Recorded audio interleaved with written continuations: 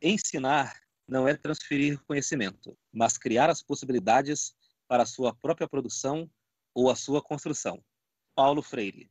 Frase sugerida e enviada pela nossa ouvinte Gislene Longani.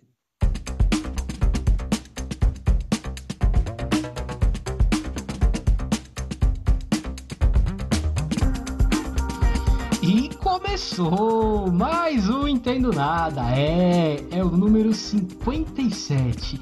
E o tema de hoje é Paulo Freire. Tema este que será apresentado por este que vos fala, Luiz Rossi, e por ele, ele, que não esconde dinheiro na cueca, Flávio Santos. Bom dia, boa tarde, boa noite ao nosso convidado, a você, Luiz, a todos que nos ouvem. E eu cumprimento em 3 períodos porque você está ouvindo um podcast. E podcast é mídia streaming, você ouve onde, como e quando quiser. Olha, Luiz, se eu guardar todas as minhas economias na cueca, a cueca ainda vai ficar murcha. Não vai ficar muito cheia, não. Então eu nem tento. Você citou desse episódio aí da cueca. A gente vai falar hoje do Paulo Freire, né? Como a própria frase inicial já deu a entender, já mostrou para todo mundo. E assim, a gente vive uma era em que o conhecimento, em que pessoas como Paulo Freire são atacadas, são vilipendiadas, são xingadas. Mas é assim, né? Geralmente quem ataca ou é quem não conhece, ou é gente que apoia e é gente que está ao lado de quem carrega dinheiro na cueca. Normalmente é isso mesmo. Mas vamos lá, vamos começar a entrevista. Eu vou fazer uma apresentaçãozinha aqui do tema e aí eu vou começar fazendo as questões. Paulo Freire, o patrono da educação brasileira. Londres, Berlim, Paris, Angicos ou periferia de São Paulo. Não importa o lugar do mundo onde a pedagogia de Paulo Freire é aplicada. Ela é capaz de causar pequenas revoluções e transformar vidas. O gênio da educação tupiniquim deixou um legado reverenciado e admirado em todo o mundo. Hoje vamos entrevistar o doutor em educação Paulo Padilha, diretor pedagógico do Instituto Paulo Freire. Professor Paulo Padilha, vou te chamar de professor. A gente vai começar com a primeira questão, que é a questão clássica do Entendo Nada, que todo mundo diz que é a mais difícil de todas, que é: quem é você e o que você faz? Olá, Luiz, Flávio, Olá. Luiz. Já vi que é uma dupla bastante animada, não é? E começar um podcast com esse clima bom é tudo de bom, né? Apesar da crise que vivemos. E quem sou eu? É difícil falar, né? Eu sou tanta coisa, a gente tem tantas identidades, mas vou começar pela família. Sou pai do Igor, pai da Isis, companheiro da Cidinha, filho da Maria e do Benedito, em memória. A Maria está viva, o Benedito não. Fiz mestrado em Educação e também doutorado na Faculdade de Educação da USP. Estou há 26 anos no Instituto Paulo Freire, onde já fiz de tudo lá. E a gente tem um trabalho intenso para fortalecer o legado de Paulo Freire, para a gente contribuir com a recriação desse legado. Paulo Freire falava assim: olha, querem ser meus amigos? Não me imitem, me recriem, me reinventem. Então, estamos aí para isso, para reinventar Paulo Freire, para conversar sobre a sua obra, seu pensamento, sua vida. Paulo Freire, que eu tive o prazer de conhecer, de conviver pelo menos por 4 anos no Instituto Paulo Freire. Primeiro de tudo, é uma pessoa como nós, um ser humano simples, humilde, muito carinhoso, amoroso, uma pessoa que tinha muita coerência entre o que pensava e falava. Uma pessoa que a gente conhecia, começava a conversar e parecia que era velho conhecido. Como vocês, Luiz e Flávio. Valeu, é muito bom, nossa, ter convivido com ele deve ter sido muito legal. A gente recebeu muitas questões de ouvinte. Você vê, abrimos com uma frase que um ouvinte mandou. A gente praticamente não fez questão aqui. Hoje, praticamente todas as questões foram mandadas por ouvinte aqui pra gente. A gente abriu para eles mandarem as questões, foram praticamente todas. Você vê que realmente as pessoas têm curiosidade, querem saber quem é Paulo Freire, né? E essa questão que eu vou fazer agora foi mandada pela nossa ouvinte Maiara Azevedo. Ela queria saber quais eram as inspirações de Paulo Freire. Meu amigo, minha amiga Maiara Azevedo, prazer em falar com você. Olha, o Paulo Freire, primeiro que eu diria assim, antes de falar em pessoas, eu quero falar em causas, ou então em categorias de pensamento. O Paulo Freire, gente, que eu tive esse prazer de conhecer por pouco tempo, na verdade, 4 anos, mas eu posso dizer que o que o inspirava era o mundo, as pessoas, a natureza, as relações humanas que as pessoas estabeleciam entre si. Então, ele se inspirava antes de tudo, sabe em quê? Na cultura popular das pessoas, no mundo mais justo, solidário, é o que movia Paulo Freire. Ele queria sempre a defesa das diferentes culturas, o respeito à diversidade, aos direitos humanos.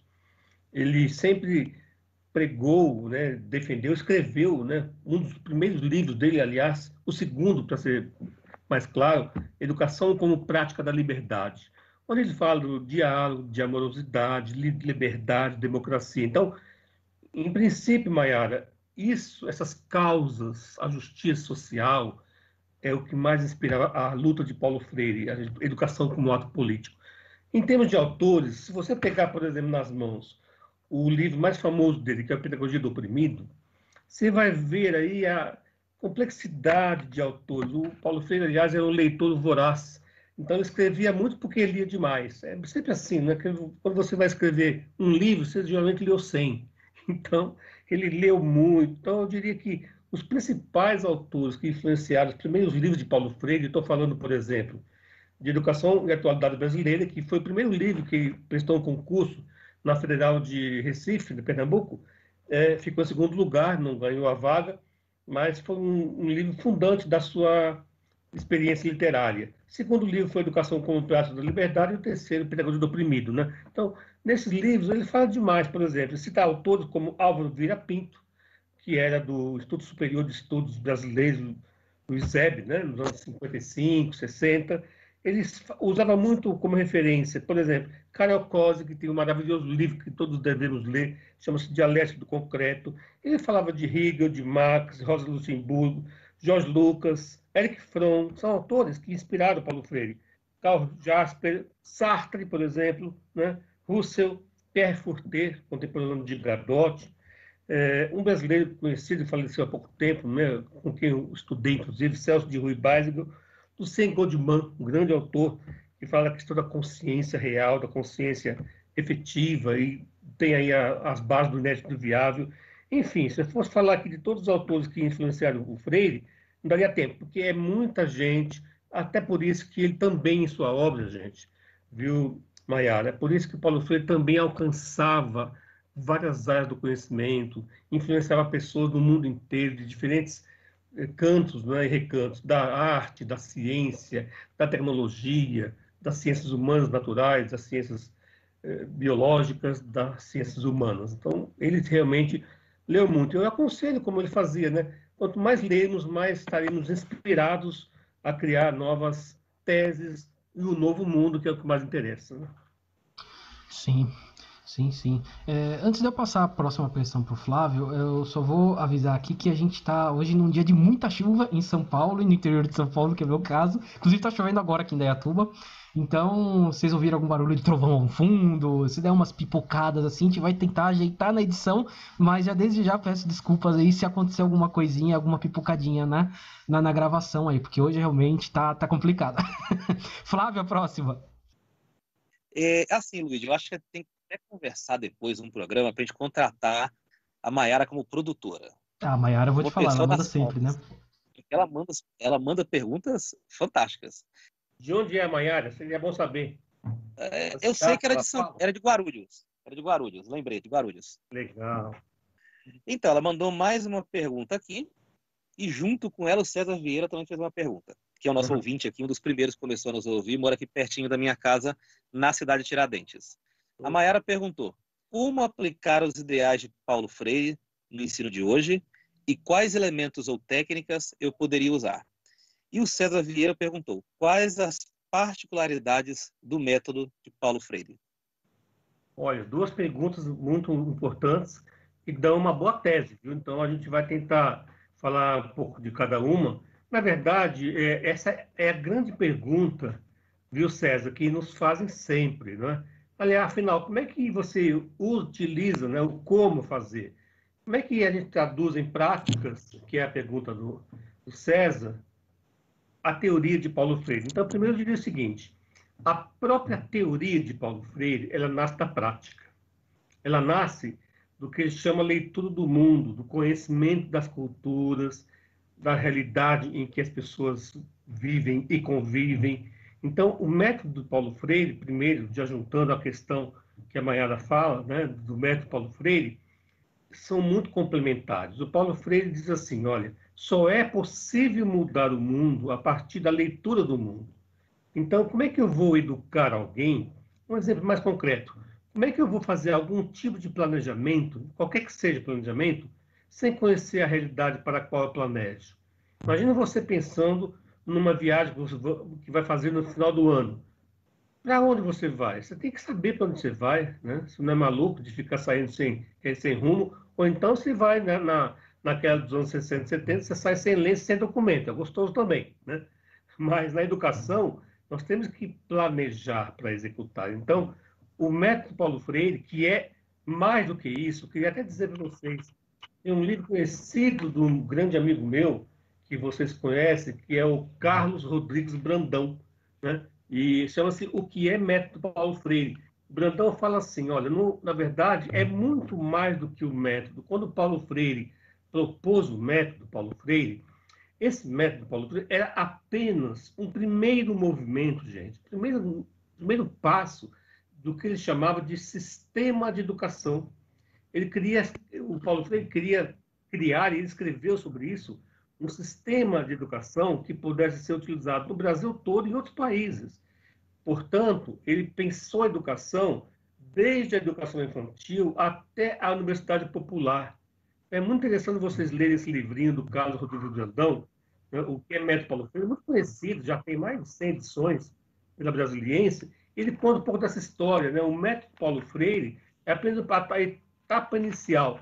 E como é que se dava o método? E aí, ao falar do método, César, você vai ver que o próprio método dele, que serve não só para alfabetizar, mas que serve para ação didático-pedagógica da universidade à educação infantil.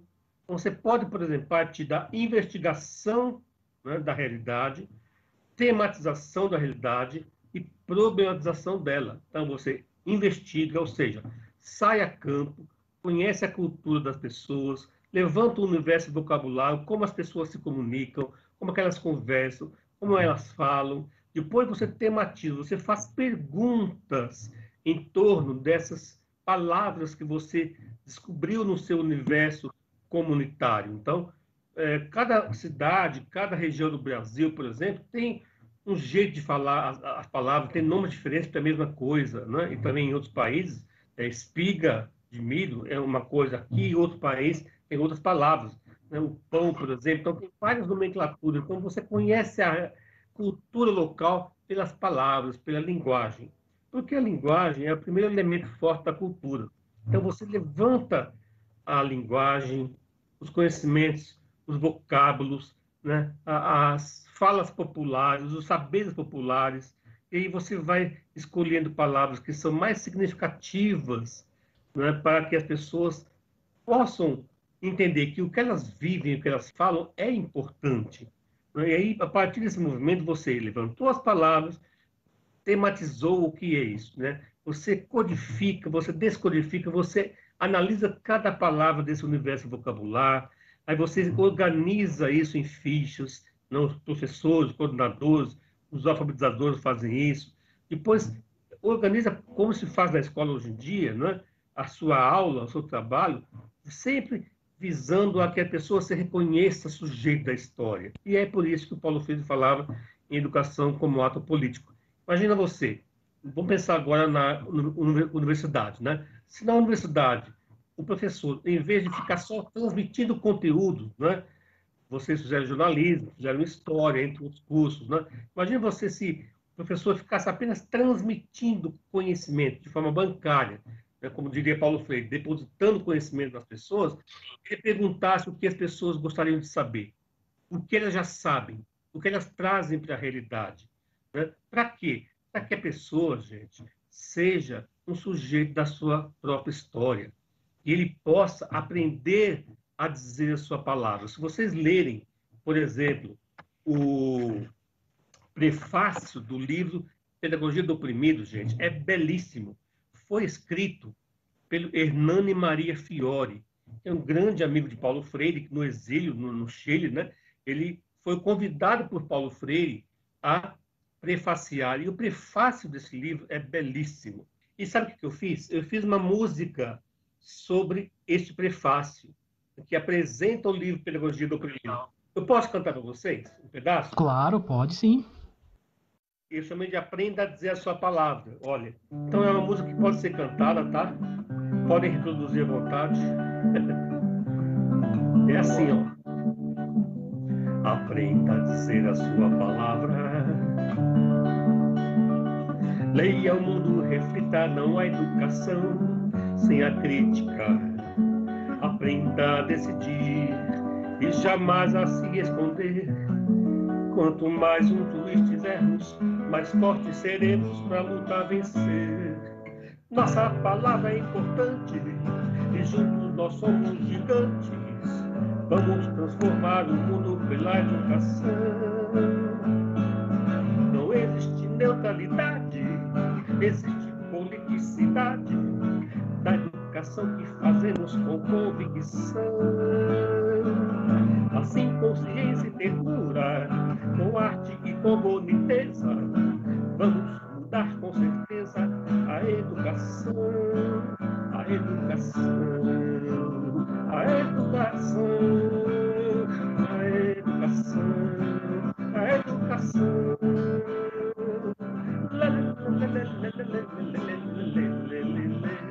A educação, a educação.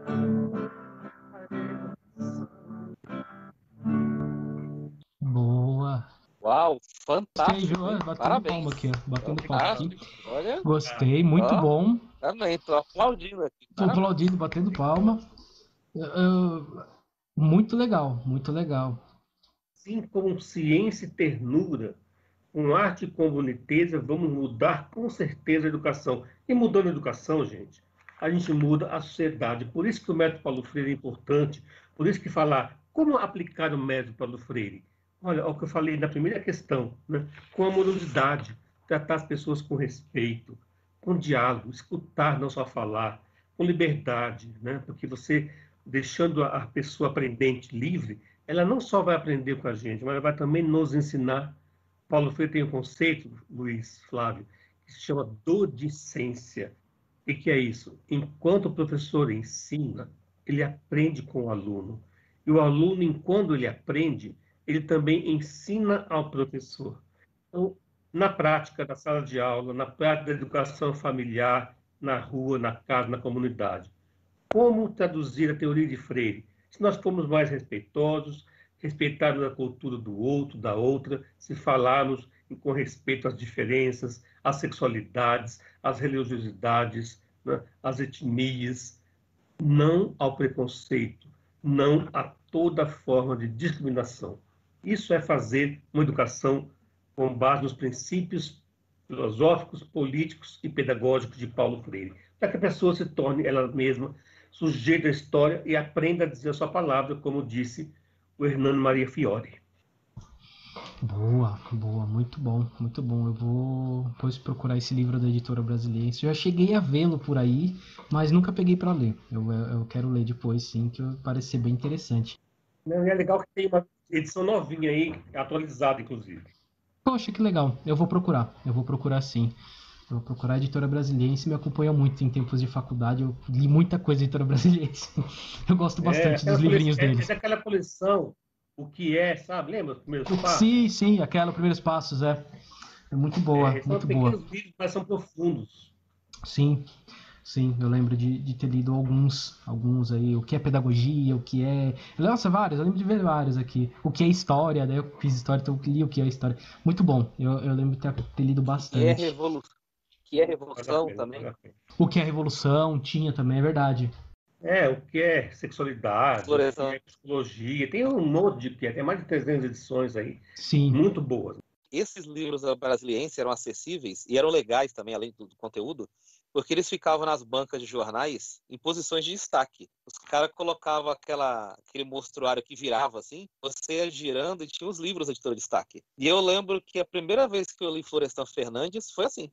Tava passando numa banca, eu vi lá e falei, opa, é legal isso aqui, o que é revolução? Aí eu lembro que o Florestan Fernandes começava mais ou menos assim. Às vezes as revoluções precisam de baionetas. Eu nunca esqueci dessa frase. Achei fantástico. Porque era muito diferente de tudo que eu já tinha lido. Não, vale a pena, assim. São pequenos livros, mas muito densos, como eu falei. É uma iniciação, mas que exige uma pesquisa. Você vai lendo esse livro e vai já lendo os autores que outros autores indicam, porque ler é assim, você nunca pode fazer uma leitura de início ao fim sem dar uma parada, sem pesquisar outras obras. É uma leitura ativa, sem rabiscar bastante o livro. Eu falo muito isso, sabe? O aluno, o estudante, o pesquisador, quando faz uma leitura ativa, crítica, ele vai dialogando com isso. O Paulo Freire, gente, fazia muito isso lá no Instituto Paulo Freire. Nós temos lá quase 5.000 livros que eram do Paulo Freire, né, que ele deixou com o Instituto Paulo Freire para que nós possamos socializar com o mundo. Então, recebemos lá pesquisadores de todo o mundo. E há livros, muita quantidade de livros de Paulo Freire com marginálias. Ele ia lendo e anotando suas reflexões, e as suas perguntas, as suas conclusões ao longo do livro. Então, quem lê o livro, né, ele não é só ler e passar as páginas, né, porque há uma diferença entre ler e estudar, né? O estudo implica nessa reflexão ativa permanente ao longo de uma leitura. Já que estamos falando de livro aqui, eu tinha uma pergunta que estava mais pro fim, eu trouxe ela para agora, né? A Ariana Oliveira, ela mandou várias, nem questões, ela mandou várias pautas pra gente, né? Eu achei muito legal. A Ariana Oliveira é do Jardim Ângela, em São Paulo também. Ela mandou assim, então ela mandou pautas, né? Eu fui colocando aqui como questões. Ela queria que se falasse um pouco do livro Pedagogia da Autonomia, que é um clássico da educação. Foi assim que ela colocou. Se desse para falar um pouquinho sobre o livro dele, Pedagogia da Autonomia. Olha, esse livro é um livro de bolso, na verdade, que o Paulo Freire queria. Eu lembro que eu estava na casa de Paulo Freire quando ele finalizou esse livro. E foi muito interessante, porque ele, com a sua humildade de sempre, né? E ele chegou, olha que coincidência, chegou para mim nesse momento em que eu estava na casa dele. Foi um momento em que eu estava com ele apenas, conversando na sala, e ele falou assim: Ô Padilha, eu estou aqui com essas vias impressas, e a Lilian Contreira, que hoje é professora universitária, na época era secretária dele, né? Ele escrevia, gente, à mão os livros, e ela digitava naquelas impressoras matriciais, lembram dessas Nossa. impressoras? Sim, lembro. E eu lembro então que ele pegou um calhamaço de folhas assim, umas 150 páginas mais ou menos, e ele falou assim: Padilha, eu escrevi esse livro aqui, do início ao final, mas eu não separei em nenhum capítulo. Será que vocês do Instituto Paulo Freire não poderiam fazer um favor? Eu falei: como é que é, Paulo Freire? Ele falou: olha, vocês poderiam criar para mim capítulos, né, para que eu organizasse melhor, estruturasse melhor esse livro, Pedagogia da Autonomia. É que não tinha esse título ainda, era só um livro sem título. Aí nós levamos para o Instituto, né? Estávamos eu, você Gadotti, Ângela Bizantunes, e lá no Instituto nos reunimos também com a professora Sônia Couto, que é doutora também em Educação pelo Instituto Paulo Freire, pela USP, e nós quatro acabamos trabalhando nesses originais, e a professora Ângela Antunes, que é formada em letras também, fez a primeira proposta de organização dos capítulos, né?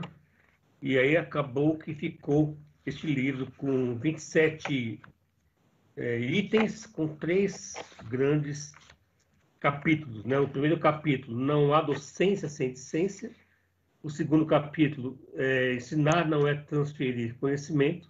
E o terceiro capítulo, Ensinar é uma especificidade humana. E o Paulo Freire sempre muito gentil. Ele até fez a nós um agradecimento, né? A Ângela Cizesco, Moacir, Paulo Padilha, Sônia Couto, do Instituto Paulo Freire, com meus agradecimentos pelo excelente trabalho de organização dos capítulos desta Pedagogia da Autonomia. Olha, gente, esse livrinho é um livrão, no sentido da sua profundidade, da sua densidade. Então, Ariana, né, Jardim Ângelo, que bom, né, que você está perguntando sobre esse livro, porque eu lembro que eu levei, na época eu dava aula em faculdade e também no ensino do magistério. Eu convidei várias alunas minhas dos 2 cursos a irem no Sesc Pompeia para ver o lançamento desse livro com Paulo Freire. E a gente sabia da importância, porque o Paulo Freire falou assim: eu quero esse livro, vai ter que custar R$ 1. E foi o valor dele no começo, né? R$ 1. Depois subiu o preço, hoje está com uns 15 ou 20 reais, em uma outra edição mais ampliada. Ele falou: eu quero que todo mundo, eu quero que a juventude conheça esse livro, porque aí está quase que uma grande síntese das minhas várias reflexões ao longo da minha vida. E este, por coincidência, foi o último livro que ele publicou em vida. Estivemos no lançamento lá. Sabe o que aconteceu? Uma curiosidade, gente. As minhas alunas do ensino médio, do curso de magistério, a sala inteira esteve presente no lançamento com Paulo Freire. Tiramos fotos, recebi o autógrafo de Paulo Freire.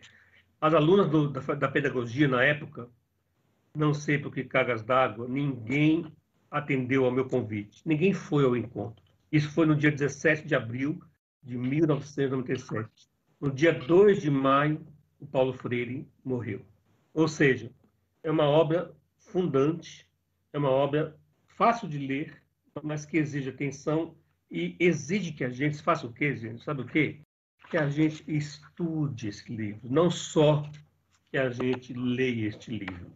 Neste livro, nesse pequeno grande livro, Paulo Freire vai lá do estudo original, da formação do professor. Eu acho que Paulo Freire, gente, dedicou a sua vida mais, né, na sua produção literária à formação de professores. E ele dizia: de que adianta, não é, a docência sem dialogar com a discência? De que adianta um professor, uma professora, se preocuparem só com o conteúdo programático, com a transferência de conhecimento, se ele não vive a sua cultura, se ele não faz história, se ele não torna importante a sua presença no mundo? O que adianta eu ser um professor de história, por exemplo, né, Luiz, né, Flávio, se eu não sonho, se eu não mostro para os meus alunos que eu sonho, se eu não canto, se eu não musico as coisas, se eu não falo também da necessidade de eu filosofar, de eu transformar o mundo, de fazer ciência, de fazer teologia. Gente, eu estou falando aqui alguns trechos de um texto do Paulo Freire que está na página 64 deste livro, Pedagogia da Autonomia. E nas minhas várias releituras, sabe o que eu fiz? Eu fiz uma outra música, que é um trecho que é muito poético. Eu já li várias vezes esse livro, e quando eu reli, num determinado momento, eu falei: nossa, eu não tinha percebido a riqueza poética desse texto.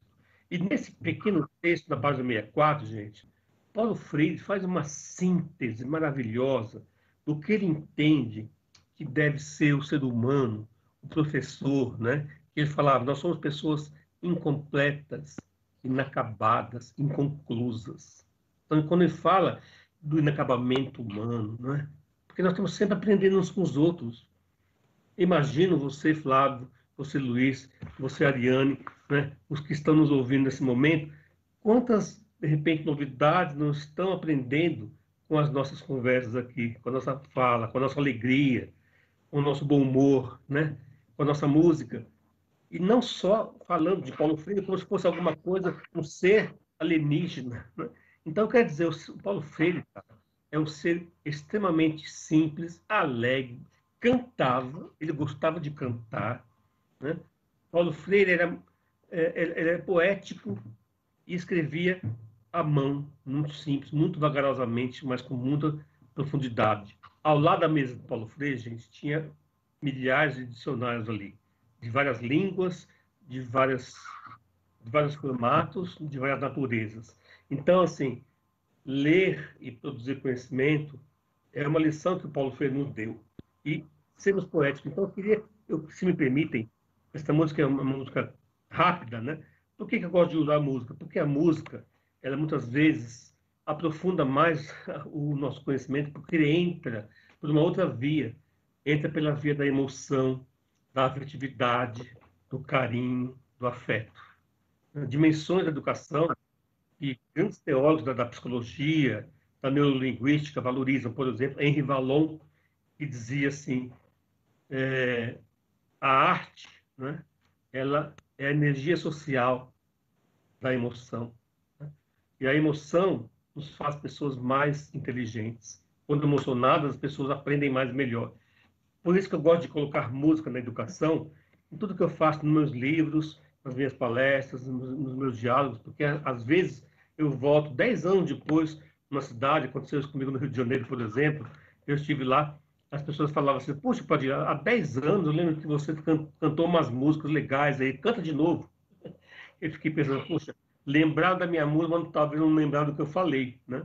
Então, mas é que as minhas músicas também traduzem as falas, né, de educadores como Paulo Freire. Então, eu queria que vocês escutassem só esse trecho, olha. Chama Não é Possível. 90% do que está escrito aqui é escrito por Paulo Freire. É assim, ó.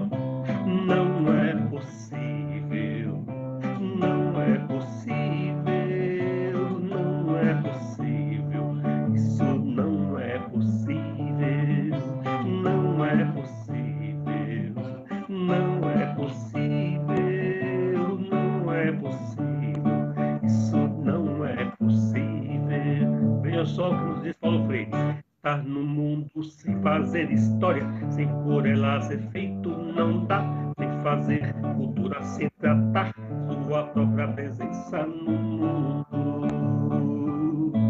Estar no mundo sem fazer história, sem por ela ser feito não dá, sem fazer cultura, sem tratar sua própria presença no mundo.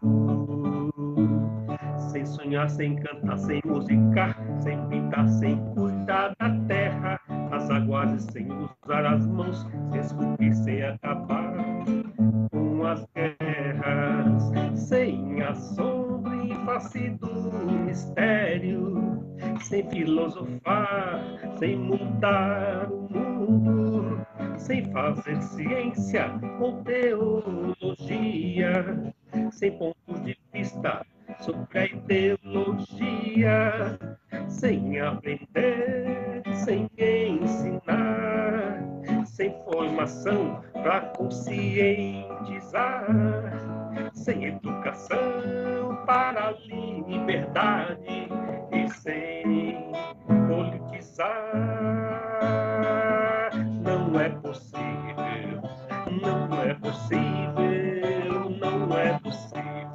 Isso não é possível, não é possível, não é possível, não é possível, isso não é possível. Boa. Belíssima letra. Boa, muito bonita mesmo. Muito legal, muito legal. Gostei bastante, viu? Olha, parabéns de novo. E sem exagero, essa letra é de Paulo Freire. Fiz alguns ajustes na Sim, poesia para dar uma métrica musical, mas Paulo Freire disse tudo isso para nós, né? sim, Então, sim, esse sim. livro, para concluir a questão da Ariana, né?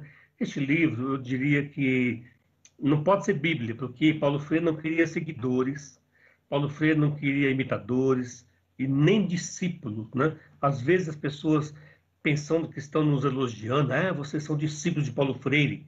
A gente fala não. Discípulo é aquela pessoa que segue cegamente, por exemplo, quem escuta hoje o Bolsonaro se torna discípulo dele, né? É uma grande, né, quantidade de bobagem, de absurdo, de teorias fascistas, ultradireitas, e a pessoa não pensa, apenas segue. Então, o discípulo faz isso. E a gente procura fazer o quê? A crítica do próprio Paulo Freire. Paulo Freire, em muitas questões, sobretudo em relação à alfabetização de jovens e adultos, né, já está superado. Né? Tem novas teorias em que a gente pode, então, realmente aproveitar outras visões de cientistas da linguística, da neurolinguística, das letras, né, para alfabetizar melhor a pessoa, da psicologia, por exemplo. Então, não podemos seguir cegamente. Nós somos pesquisadores, gente, e admiradores de Paulo Freire pela sua grande contribuição para a educação do presente e do futuro, sem dúvida. Eu vou continuar agora com a Ariana Oliveira, porque ela vai introduzir aqui na conversa a trajetória do Paulo Freire na educação do Nordeste.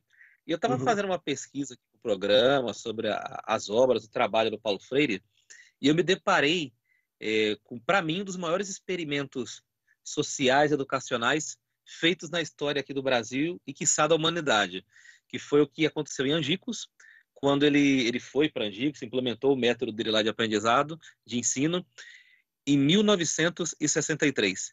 E 300 adultos aprenderam a ler e escrever em aproximadamente 40 horas. Eu e o Luiz, a gente ficou quase 2 anos no primeiro ano, né, Luiz? Quase repetiu para aprender.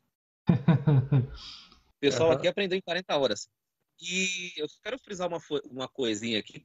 Quando eu fiz essa pesquisa, me chamou muito a atenção o poder que a educação tem de transformar as coisas. Porque Angicos, em 38, foi palco da morte do Lampião e do bando dele, pelas volantes de Sergipe. Então, de 38 para 63, de um acontecimento selvagem, de violência, de tiroteio, a cidade passou a ser uma referência em termos educacionais. Então, Paulo Freire foi lá, carimbou um rótulo, carimbou uma marca positiva em Angicos, tantos anos depois do que aconteceu com o Lampião e os tiroteios lá das forças volantes na Gruta de Angicos. Meu amigo Flávio, é isso mesmo. Acho que a história, né, os territórios, a pobreza, o empobrecimento das pessoas, muitas vezes levam à violência, né? E sem falar historicamente agora de Lampião, né, que teve as suas motivações também para a sua empreitada considerada marginal, Angicos realmente é cenário em 63 dessa experiência que foi realmente, acabou sendo reconhecida nacional e internacionalmente. E foi ela que levou o Paulo Freire, primeiramente, ao exílio, né? E, em segundo lugar, que permitiu, por ser uma referência, que viraria um plano nacional, um programa nacional de alfabetização no governo João Goulart. Paulo Freire, por conta dessa proposta, ele foi preso, foi maltratado, ele foi finalmente exilado e ficou 16 anos como o andarilho da utopia, né? Viajando pela América Latina, pelos países da África, pela Europa, pelos Estados Unidos. Depois, na década de 80, ele retoma o seu país, o Brasil. Mas em Angicos, ele conseguiu com financiamento, né, com a participação da Universidade, da SEC, da Secretaria de Educação e Cultura, da Universidade Federal de Pernambuco, né, ele consegue colocar em prática a sua experiência, porque o Paulo Freire, antes de ser esse nome conhecido, né, como dizem, ele hoje é cidadão do mundo, mas ele foi cidadão do Nordeste, cidadão do Recife, ele foi professor de língua portuguesa, né? Ele foi diretor do SESI, e com as famílias lá no SESI, as famílias proletárias, camponesas, ele aprendeu muito de cultura popular, de educação popular. Até o Brandão fala, o Carlos Rodrigues Brandão, em alguns livros seus, que antes de falar em educação popular, né, se falava antes em cultura popular. E vocês vejam que na experiência de Angicos, o Paulo Freire cria essa nomenclatura dos círculos de cultura. Então, o que acontece? Para a alfabetização de 300 adultos em 40 horas, aproximadamente 40 horas, 45 horas, né, isso são o quê? São processos de educação intensiva. Ele forma vários grupos de universitários, né, conta com a Madalena Freire, com o Marcos Guerra, que é um grande coordenador, aliado a ele, o Marcos Guerra está vivo, um grande palestrante, que nos conta sempre das suas experiências. Eu estive com ele em Angicos em 2012, eu e o Carlos Rodrigues Brandão, abrindo lá a biblioteca Paulo Freire na Universidade Federal do Semiárido, do Rio Grande do Norte, que fica em Angicos. Foi um prazer imenso conhecer, inclusive os alunos de Paulo Freire que continuavam lá, estavam lá, e sabendo que, infelizmente, lá o índice de analfabetismo ainda é muito grande. E até no mês passado, em setembro, aliás, hoje, né, nós estamos gravando aqui, faz um mês do aniversário de Paulo Freire, de 99 anos de Paulo Freire. Nós estamos agora comemorando, gente, o centenário Paulo Freire. Em 21 de setembro de 2021, o Paulo Freire completaria 100 anos do seu nascimento. Então, por favor, acessem, vocês que estão escutando, acessem o site do Instituto Paulo Freire, que é www.paulofreire.org.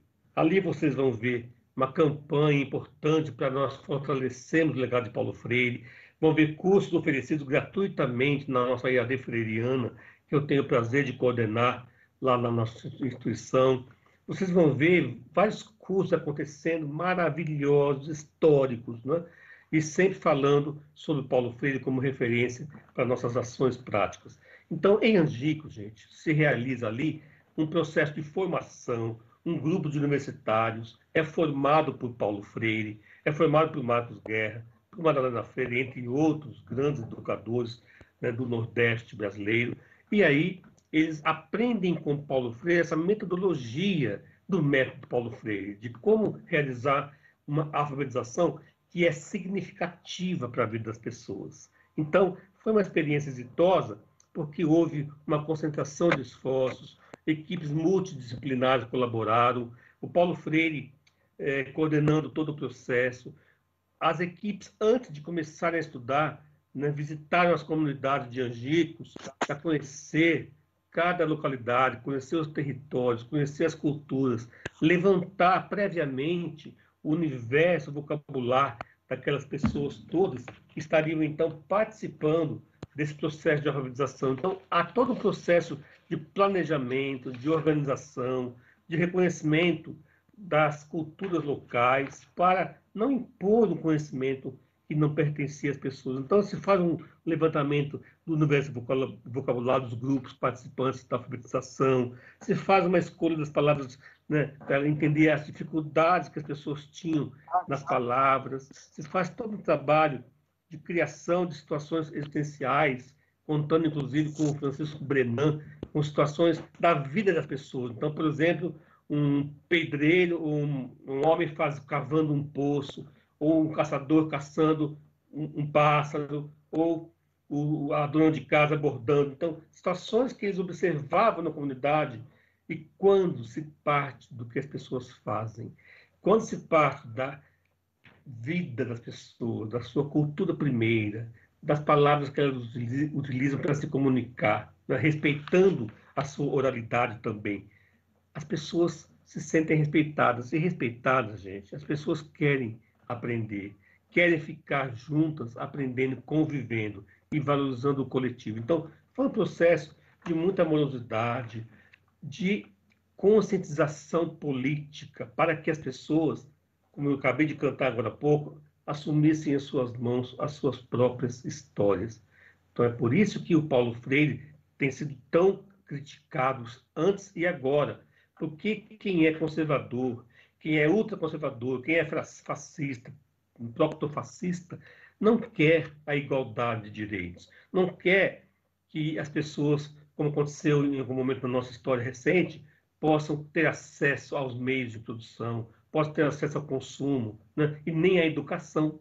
Então, quanto mais ignorante é uma sociedade, melhor para uma elite, né, predadora, né, que só pensa no lucro e, né, não respeita hoje, como vemos aí, nem a natureza, muito menos a natureza. Né? Destrói o planeta, queima as florestas, destrói as águas, e o que importa é o lucro, é o capital, né, e não a vida das pessoas. Nesse sentido, né, a experiência de Angicos foi uma grande referência que alegrou tanto o governo federal da época, que viraria, como foi proposta, como foi aprovada, né, na Câmara Federal, o projeto do Programa Nacional de Alfabetização de Pessoas.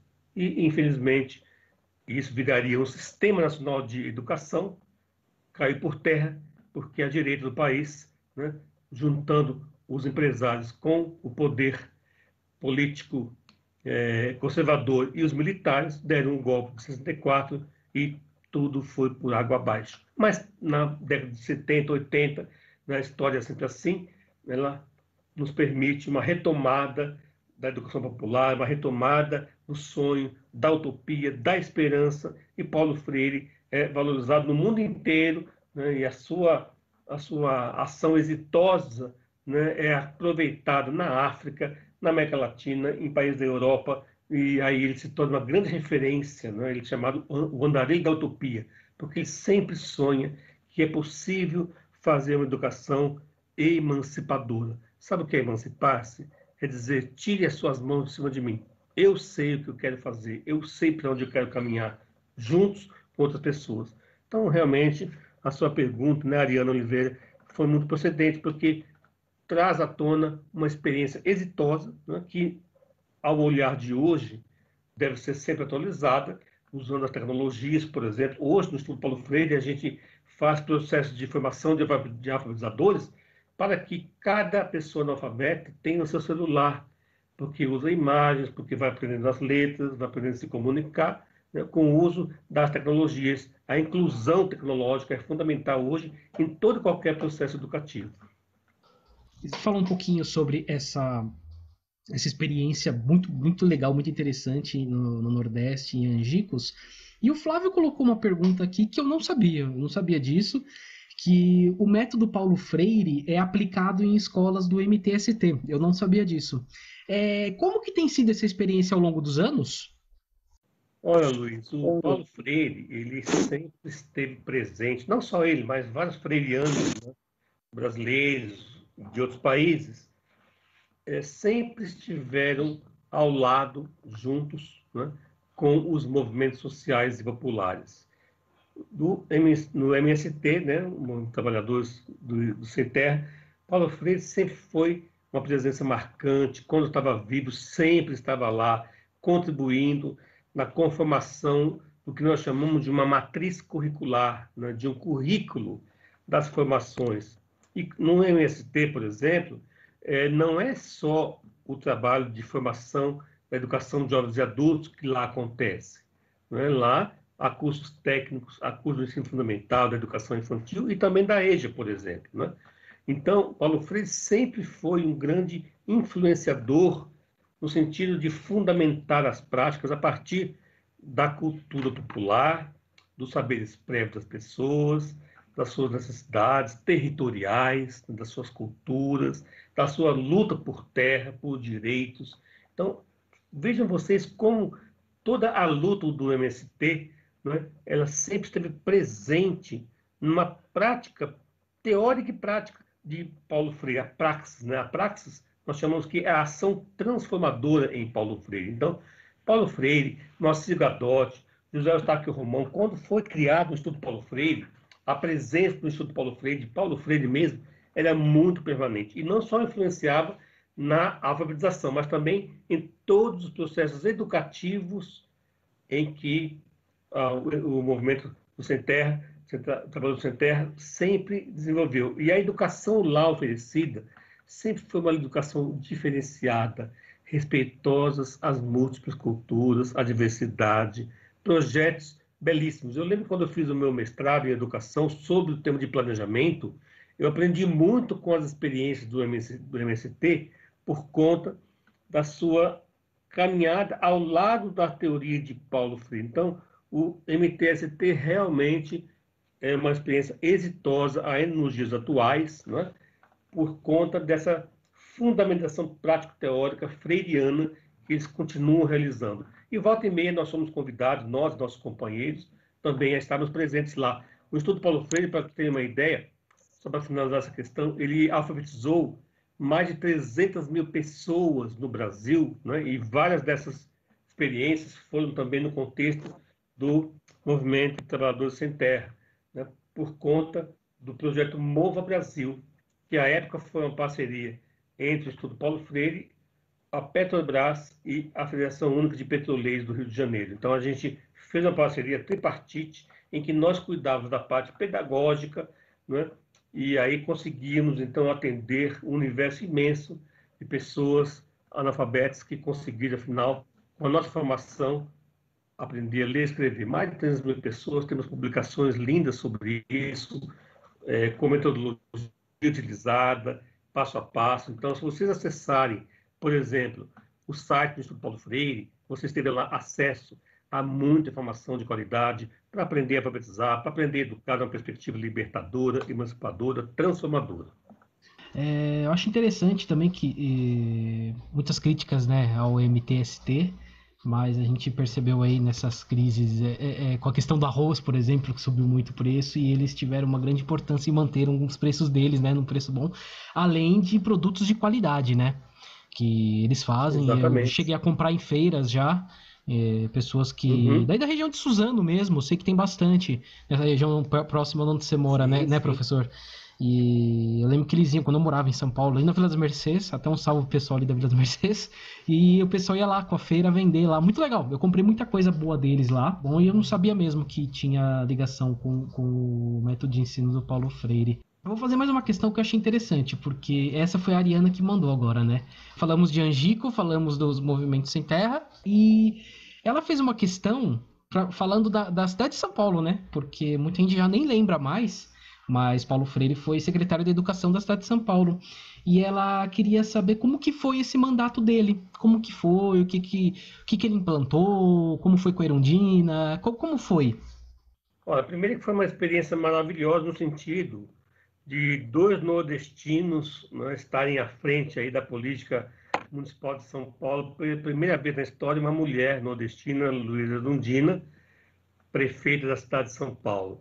E ela, não por acaso, convidou Paulo Freire a ser essa referência, não é? Que já assim que ele, depois de 7 anos que ele voltava do exílio, ele assumisse um compromisso, né, na prática aqui na maior cidade do país para construir a sua história. Olha, a primeira coisa que não foi fácil, né?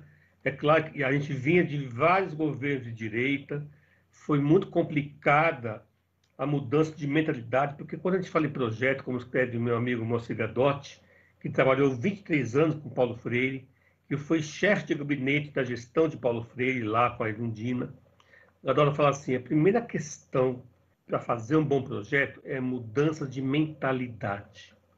Imaginem vocês tantos anos de uma cultura de direita, de conservação do status quo, com manutenção da injustiça social, né, de uma saúde pública abandonada, de uma educação fragmentada, sem projeto emancipador, participativo, sem democracia.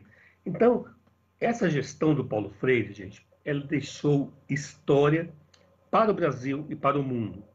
Por exemplo, quais são os principais projetos que Paulo Freire desenvolveu? Primeiro, eu quero lembrar do Mova São Paulo, né? Movimento de alfabetização de jovens e adultos. Até hoje é um êxito, é um sucesso no país inteiro. Eu diria que o Mova se transformou numa tecnologia social. O que é isso? É uma tecnologia, uma forma de aprender a alfabetizar as pessoas, né, que serve ao Brasil e ao resto do mundo, a todo mundo. Então, hoje, essas experiências de Paulo Freire, elas são replicadas no Brasil inteiro e em outros países, sobretudo na África, com quem mantemos hoje um diálogo muito constante, muito presente. Fizemos na África um encontro de 2014, né, do Fórum Internacional do Paulo Freire. Eu estive lá em Cabo Verde, né, discutindo educação e vi como o povo, né, de Cabo Verde, né, da África, está sempre muito conectado à obra de Paulo Freire. Então, assim, foi uma experiência marcante em São Paulo, que deixou também outra experiência maravilhosa que o Brasil inteiro replicou, a questão da reorientação curricular. Por exemplo, hoje nós falamos aqui na Base Nacional Comum Curricular, na BNCC. É mais uma Base Nacional Comum Curricular, dizem que é a primeira, mas é uma base que foi e está sendo imposta. Não houve discussão democrática. As universidades fizeram críticas a essa base, no Brasil inteiro. Associações de professores, de diretores, de lideranças educacionais criticaram, né, essa ênfase nas competências, nas habilidades. Onde estão as humanidades valorizadas? Não estão, né? Fala da meritocracia permanentemente dessa base. Não, a reorientação curricular ela é construída pela comunidade, pelos professores em diálogo com familiares, com o diretor de escola, com o coordenador pedagógico, né? Com profissionais trabalhadores da educação na escola, com as crianças. A gestão democrática da escola, a participação, a criação de grêmios estudantis, a avaliação dialógica do processo de aprendizagem, não só aluno sendo avaliado, mas professor também se autoavaliando e sendo avaliado pelos alunos. Então, essas marcas, essas pegadas da história que deixou Paulo Freire, olha, o orçamento participativo é uma outra tecnologia social que ganhou o mundo. Por exemplo, as pessoas definindo em que vai ser destinada a o recurso da escola, o recurso do município, é a participação social na definição do recurso público, né? Esse fortalecimento da sociedade civil em parceria ao lado do Estado. Isso tudo, gente, aconteceu, né, com muita felicidade, com muito êxito na cidade de São Paulo. Claro que Paulo Freire também foi criticado porque não conseguiu fazer tudo. Por exemplo, Paulo Freire queria aqui na cidade de São Paulo que houvesse a eleição direta para diretor de escola. Sabe por quê? Porque no artigo 212 da Constituição Federal está lá que é o chefe do executivo que determina quem vai ser o diretor da escola, numa lista tríplice. Então, o prefeito da cidade sempre acaba definindo quem vai ser o diretor por questões político-partidárias, por interesse político-partidário. Mas Paulo Freire não. Ele propôs, olha, vamos fazer com que haja eleição direta do diretor na escola. A comunidade escolhe quem vai ser diretor. Foi derrotado, porque não se estava acostumado com a democracia na cidade de São Paulo. Então, assim, a história vai e volta, né? Mas as experiências de Paulo Freire... Aliás, eu quero lembrar um outro livro, então, para vocês indicarem, para nós indicarmos aqui, para nossos ouvintes e nossos ouvintes. O livro se chama A Educação na Cidade. A Educação na Cidade, de Paulo Freire. Foi um livro escrito justamente sobre a experiência de São Paulo. Muita coisa exitosa. E, mais uma vez, eu lembro, no Instituto Paulo Freire, nós temos lá o nosso site, www.paulofreire.org. Ali estão muitos materiais, muitas produções, nossas inclusive, gratuitas, disponíveis, para que vocês conheçam o que se passou, né? E depois o Paulo Freire ficou 2 anos, porque depois voltou para a universidade, e ficou lá o Mário Sérgio Cortella, né, como então secretário, dando continuidade exatamente ao que o Paulo Freire tinha feito na sua gestão de 2 anos. Porque ele não estava muito bem de saúde, acabou deixando o governo, mas os seus princípios, seus planos de trabalho, seus planejamentos estratégicos ficaram todos lá. Eu lembro dessa época, ainda estava no colégio, era bem novo, na segunda, terceira série, alguma coisa assim. E eu lembro muito dos adultos, né? Nossos pais, amigos dos pais, falando que como os colégios da prefeitura nessa época eram melhores que o colégio do estado, né? E eu estudava no estado. Eu estudava no colégio do estado. E eu lembro muito mesmo de falarem isso. Eu lembro que essa situação só se igualou para ruim, né? Não para melhor, infelizmente, depois do governo Maluf, né? Infelizmente, o governo Maluf de prefeito, Pita, né? E os governos tucanos que vieram depois do Quercia e Fleury no estado, que já não era lá grande coisa e continuou sendo uma grande coisa, infelizmente. Mas eu lembro mesmo disso. Eu lembro de falar, nossa, a educação da prefeitura tá muito boa. Eu lembro de se falar muito disso.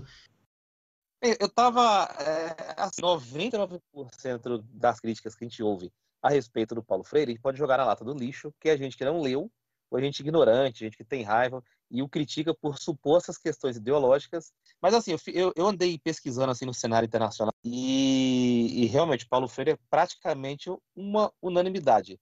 Mas eu vi um especialista internacional criticando o Paulo Freire, e eu queria trazer isso à baila, queria trazer isso para discussão aqui. Inclusive, o artigo desse especialista, o Douglas J. Sampson, foi reproduzido um trecho dele na revista Nova Escola. E segundo esse artigo, eu não li o artigo na íntegra, eu vi um trecho, ele dizia que o Paulo Freire deveria ser engavetado e dava a entender que, segundo Douglas J. Sampson, estou frisando aqui, faltariam práticas meritórias na pedagogia dele. Como que você enxerga essa crítica, Padilha? Bem, tem uma frase do Brandão que ele fala assim, o Paulo Freire passaria, né, eles passarão. Esses críticos de Paulo Freire não leram Paulo Freire, né? São representantes raivosos de uma sociedade meritocrática, como ele mesmo defendeu. Ainda bem que ele entendeu que o Paulo Freire não jamais defenderia a meritocracia, né?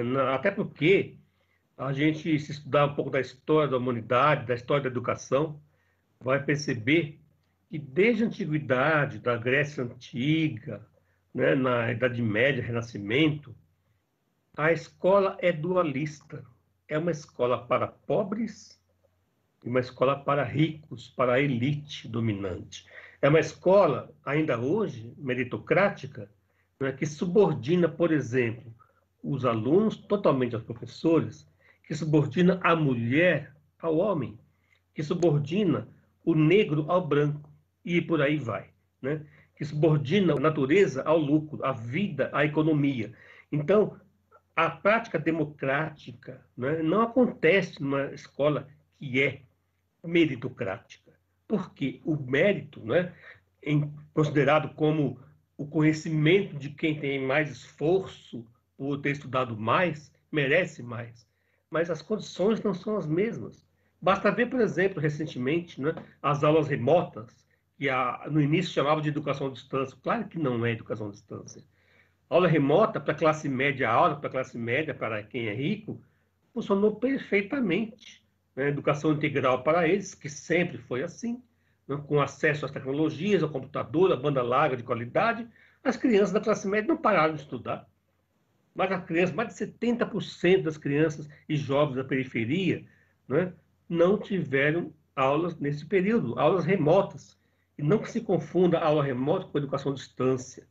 A aula remota, aliás, nem deveria tratar especificamente, gente, porque é mais uma forma de excluir os já excluídos. Eu já participei de várias lives sobre isso.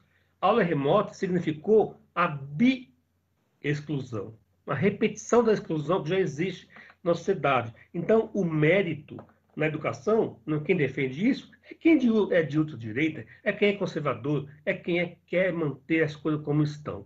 Então, Paulo Freire, não, Paulo Freire, ao contrário, ele desmonta essa lógica da meritocracia. Ele defende a liberdade, uma sociedade não individualista, uma sociedade que dá espaço real para o coletivo, uma sociedade que respeita as pessoas, que respeita a educação com as mesmas condições de todos terem o conhecimento, o acesso ao conhecimento de qualidade, qualidade que nós chamamos hoje qualidade sociocultural, relacionando a cultura, a educação e a sociedade, e uma qualidade socioambiental. Como é que eu vou educar hoje sem levar em conta o meio ambiente, a conservação do planeta, a vida na Terra, a vida de todos os ecossistemas? Então, assim, o Paulo Freire falava assim: ninguém liberta ninguém, ninguém que se liberta sozinho, a gente se liberta em coletivos, em comunhão. Então, a gente precisa buscar ações coletivas para superar essa lógica da meritocracia, porque a história se repete. Os mesmos sempre são os mais meritórios. As mesmas pessoas da elite, das classes altas, das classes médias, são os beneficiados por uma política injusta que é mérito, com base na meritocracia de quem aprende mais porque teve mais condições de aprender e mais acesso ao conhecimento, negado às pessoas empobrecidas em suas vidas. Então, assim, que Paulo Freire, como diz esse Sampson, né? Esse Sampson vai desaparecer, mas o Paulo Freire vai continuar, né, na sua história, na sua luta, buscando uma educação libertadora, uma educação transformadora. Então, eu quero dizer isso. Eu acho que críticos a Paulo Freire, eu até quero lembrar, semana passada, nós lançamos, agora, dia 13, né? Dia 15 foi o dia do professor, nós fizemos uma live, está disponível também no nosso Facebook, da IAD Freiriana, no Facebook do Instituto Paulo Freire. Assistam lá os ouvintes, uma live muito boa, muito bonita que fizemos, que discutiu, por exemplo, né, os projetos hoje que nós desenvolvemos no centenário de Paulo Freire. Nós queremos que as pessoas do mundo inteiro tenhamos convivendo, gente, com uma explosão de ações afirmativas para a pedagogia freiriana. Nós lançamos nesse dia 13, na verdade dia 15, mas anunciamos dia 13 de outubro, né, dia do professor, dia 15, anunciamos, sabe o quê? O lançamento, gente, de mais um e-book que eu tive o prazer de organizar, de pós-prefaciar lá, fazer o pós-fácil. O Moacir Gadotti fez o prefácio, um livro chamado Paulo Freire em Tempos de Fake News. São os nossos cursistas da nossa IAD freiriana produzindo conhecimentos e falando um pouco de tudo isso que nós conversamos aqui hoje, de forma consistente, científica, crítica e partindo das experiências. Quem ataca Paulo Freire, Luiz, Flávio, não ataca a pessoa de Paulo Freire, ataca as causas que ele sempre defendeu. Que causas? Da liberdade, da igualdade, dos direitos humanos, né? Do direito à vida, né? Do direito à liberdade e à educação como ato político para que as pessoas se tornem pessoas críticas e transformem a sociedade injusta em que nós vivemos hoje. Por isso que Paulo Freire incomoda. Paulo Freire incomoda porque ele ensina a gente a lutar pela igualdade de direitos, né, pelo Estado Democrático de Direito, coisa que está sendo negada hoje ao povo brasileiro nessa atual gestão de um governo vergonhoso que estamos atravessando e que está destruindo, né, os direitos sociais, os direitos humanos, está acabando com os conselhos, com os colegiados participativos.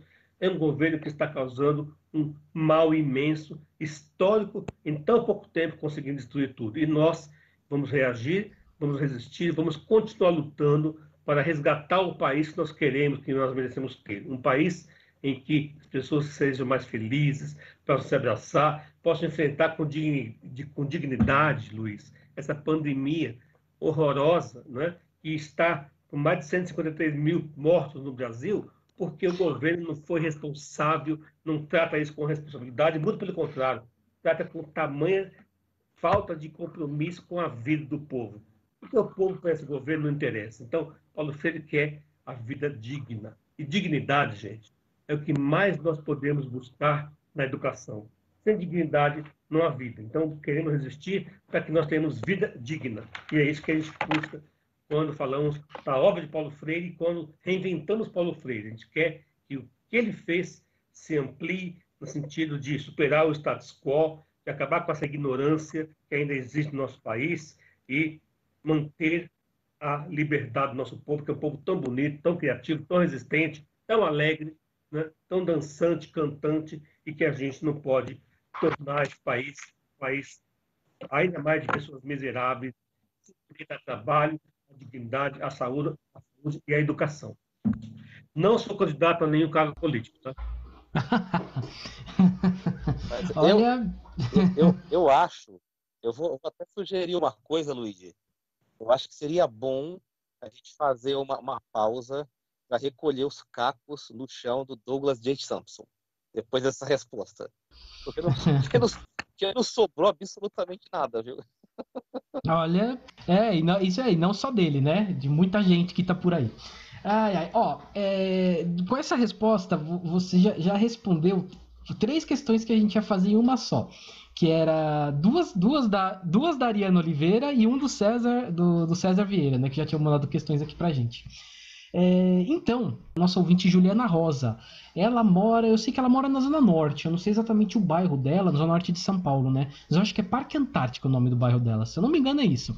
Ela enviou duas frases e uma questão relacionada com essas frases, né? Bom, uma frase é a do Paulo Freire, que é: quando a educação não é libertadora, o sonho do oprimido é ser o opressor. E a outra frase que ela mandou é da Simone de... Desculpe meu francês, é Simone de Beauvoir. Acho que é assim que se fala. Eu sou péssimo de francês.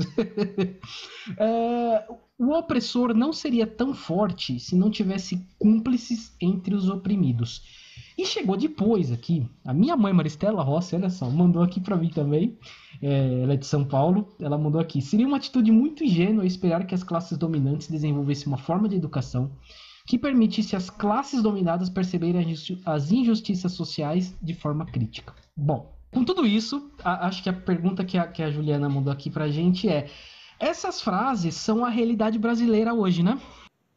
Se fosse só de hoje, estava bom, né, gente? A gente tem vivido um Brasil cheio de injustiças, cheio de preconceito, né? Nós temos a maioria negra hoje no Brasil, e quais os cargos públicos, políticos, quais os cargos de liderança que essa comunidade negra tão grande no nosso Brasil exerce hoje, né? Quer dizer, qual é o direito, de fato, dos indígenas, pessoas indígenas, de também estarem à frente das grandes empresas, dos cargos que nós mereceríamos ocupar?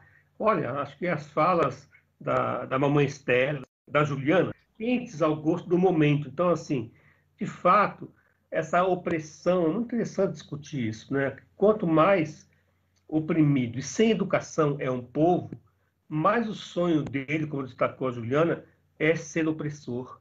Porque, um exemplo muito concreto, não é?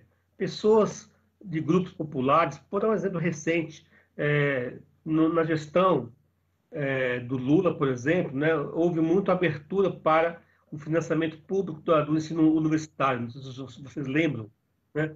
As universidades federais garantiram muito acesso às pessoas mais empobrecidas, e muitos universitários se formaram nesse contexto, com bolsas desse governo na época, e hoje, né, não reconhecem que foram beneficiados por uma política pública social.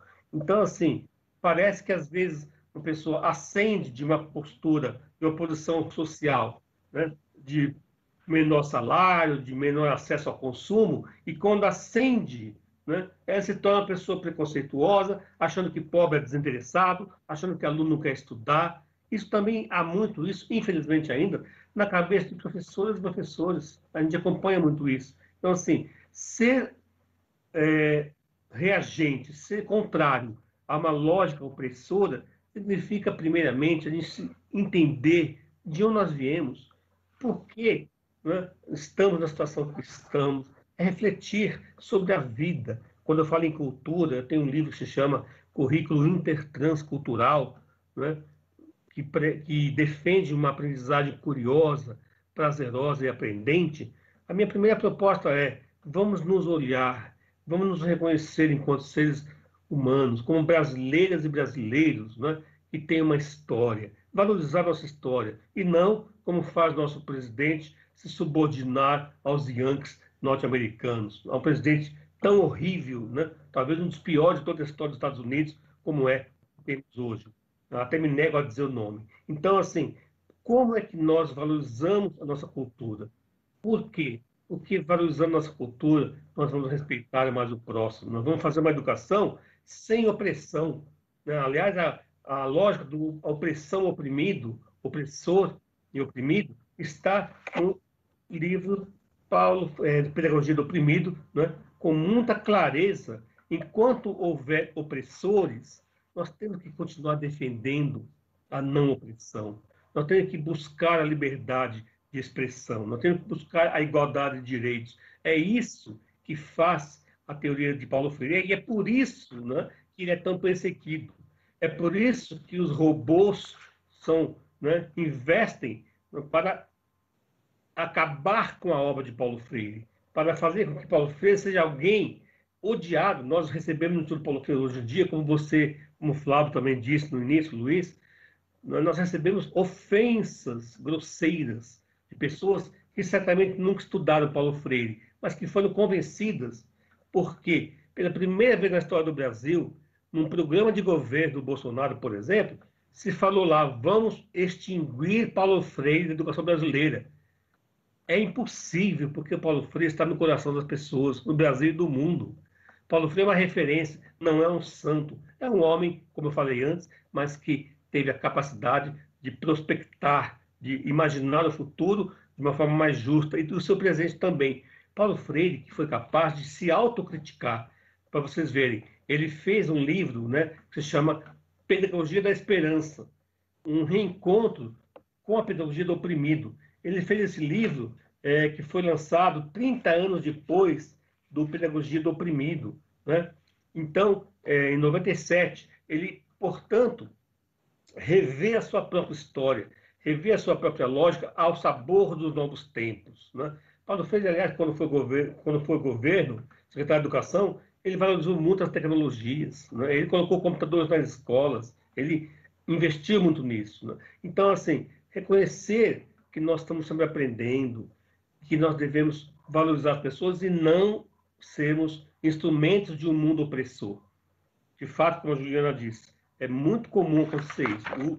O oprimido, numa situação um pouco melhor social, se tornar opressor. E isso é papel da educação superar. Quanto mais educação, mais a superação da opressão, né? Que não sejamos, então, como disseram aqui, cúmplices dos opressores, mas que nós sejamos pessoas que superem esse modelo de relação humana na sociedade que vivemos. Até depois, ao final, se vocês me permitirem, eu queria terminar a nossa conversa assim, com mais esperança. Eu fiz até também uma música pensando no livro do Paulo Freire, Pedagogia da Esperança, que fala disso, que fala que nós temos que plantar a esperança e que nós temos que botar a mão na massa sem dispensar o Estado das suas obrigações. Não se trata de falar assim: olha, vamos à sociedade, fazer o empreendedorismo, vamos construir nossas lutas, como faz a Rede Globo, por exemplo. A Rede Globo todo dia fica dando exemplo de empreendedorismo, de pessoas que deram sorte na vida. São formas de convencimento social e que desobrigam o Estado da sua responsabilidade com a educação, com o trabalho, com o emprego, com a saúde, com o transporte, com tudo mais. Não, nós temos que fazer a mudança, né? Por meio de educação também, mas nós fazendo a mudança, exigindo os nossos direitos. É essa educação que Paulo Freire faz e que, por isso, é sempre criticado e vitimado pelas fake news. E nós temos que denunciar isso, nós temos que mostrar a verdade dos fatos. Paulo Freire é realmente, como disse o Luiz no início, o patrão da educação brasileira e a maior referência da educação brasileira de todos os tempos no mundo. Então, não é pouca coisa, né? Mas nem por isso vamos nos considerar discípulos de Paulo Freire, como eu falei antes. Somos estudiosos, reinventores e continuadores dessa importante obra educacional mundial, não só brasileira. Muito bom mesmo. Olha, uma entrevista. A verdade é que se a gente começar aqui a abrir mesmo para várias questões, eu fui pensando em várias aqui, o Flávio com certeza também. Acho que a gente ficaria aqui umas 3 semanas conversando, falando aqui sobre Paulo Freire, né? É muito bom. Não, vai longe aqui. Mas agora a gente está encerrando a parte da entrevista. Normalmente, quando termina a entrevista, eu entro num segundo bloco que se chama Ixo não existe, né? Que a gente. Só para quem está ouvindo a gente pela primeira vez, eu sempre explico, né? Que a gente traz alguma fake news ou algum debate aí que é errado para a gente debater e colocar as coisas no seu devido lugar, né? Ixo não existe por causa do Padre Quevedo, né? O saudoso Padre Quevedo, a gente coloca aqui. Coloca a chamadinha dele e tal, ele falando. Só que o professor Padilha já respondeu tudo, entendeu? Então, assim, a gente não vou nem entrar, não vou nem passar pelo Isso Não Existe. Só deixar aqui, porque realmente a entrevista foi muito completa. Achei muito legal, muito boa mesmo, assim, uma conversa bem legal. Com músicas, né? Terão mais, né? Com certeza a gente vai entrar aqui daqui a pouco nas dicas culturais. E eu vou pedir mais, pode ter certeza disso. Flávio Santos, alguma coisa para complementar? Nós recebemos um curso gratuito intensivo de Paulo Freire. Na faculdade de letras e de história que a gente estudou, nós não estudamos Paulo Freire, como você disse no começo da edição. A gente estudou o Piaget, estudou outros grandes nomes aí que também são igualmente respeitados igual Paulo Freire, mas por sermos brasileiros e termos estudado em universidades brasileiras, que na época era uma boa faculdade, que a gente fez esses cursos de licenciatura na mesma faculdade, que foi a São Marcos, infelizmente fechou, faltou Paulo Freire. As faculdades não poderiam deixar passar a oportunidade de ensinarem Paulo Freire. É uma obrigação moral e educacional. E graças ao Padilha, nós tivemos um intensivão essa noite, e a gente nem imaginava que teria isso tantos anos depois de formado. Então, muito grato aqui ao Padilha pela aula sobre Paulo Freire. Olha, Flávio, você me fez lembrar, sabe o quê? Quando eu fiz pedagogia também, há uns 30 anos aí, eu tinha uma professora de filosofia, mas que metia o pau em Paulo Freire, né? Porque ela nos fez estudar a história da educação e tinha uma única aula no curso inteiro, de 4 anos, sobre a pedagogia libertadora. Era um fragmento de Paulo Freire. E graças a essa professora que detestava Paulo Freire, e era uma mulher autoritária, uma professora arrogante, não conversava com ninguém e dava aula de filosofia, vejam vocês.